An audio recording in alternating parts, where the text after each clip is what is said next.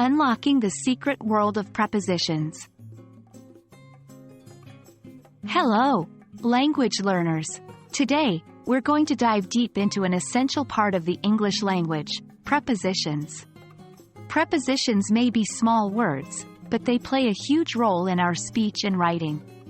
By the end of this video, you'll have a better grasp of these critical language tools and will be able to use them more confidently and accurately. So, let's get started.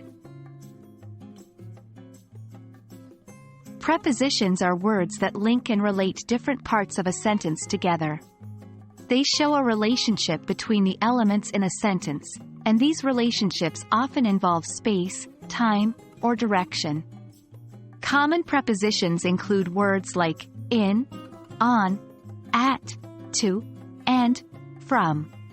But remember, prepositions can vary depending on the context, and sometimes the same word can function as a preposition or another part of speech based on its use in a sentence.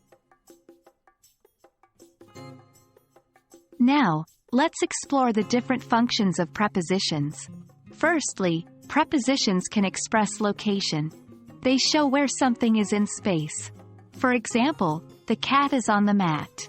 Here, the preposition on tells us where the cat is.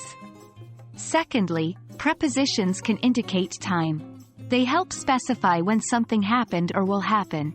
For instance, I will meet you at 5 p.m. Here, at indicates the time of the meeting. Thirdly, prepositions can show direction. They can tell us where something is moving. For instance, she walked towards the park. Here, towards reveals the direction of the movement. And lastly, prepositions can express other relationships such as cause, source, or comparison. For example, he is tired from working all day. Here, from establishes the cause of the tiredness. Now that we've covered the functions of prepositions, let's look at some common errors learners often make. One typical mistake is using the incorrect preposition for certain fixed expressions. For example, it's correct to say, I'm good at swimming, not, I'm good on swimming. It's these small details that can make a big difference in sounding more natural and correct in English. Another common mistake is using unnecessary prepositions, or what we call overuse of prepositions.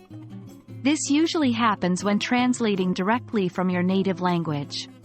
For instance, in English we say, I'm waiting for the bus, not, I'm waiting on the bus, unless of course, you're actually standing on top of the bus.